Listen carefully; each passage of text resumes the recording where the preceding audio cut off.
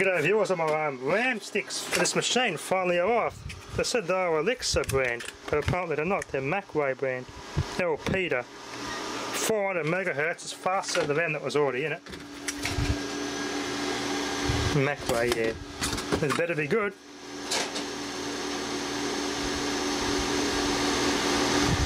They're all Peter brand. Yeah, the picture said they were Alexa and they were blue anyway. You know what the Chinese are like.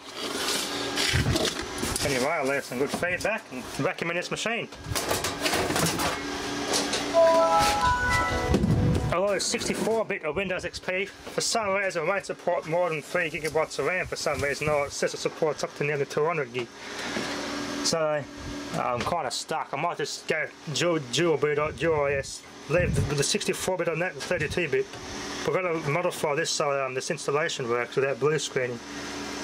Because the blue screen is because it's tied to that motherboard. I've got to modify the installation of that for this motherboard. So I've got a 32 and 64-bit professional. 32-bit I get more RAM out of, but 64-bit I won't. But I got the best of both worlds on XP in this machine. I'll just stick to Windows XP in this machine. Do all I can to keep it guarded and virus free, and that's it. Right, well, my motherboard seems to see 4 gig of RAM.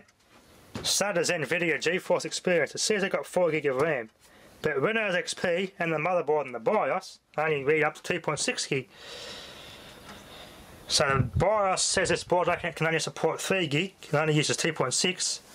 But the XP operating system and the GeForce Experience says I can get access to all 4 gig. That motherboard supports 4 gig. And that motherboard's website, the manual to this motherboard, says it all supports 4 gig of RAM. So I don't see why it shouldn't.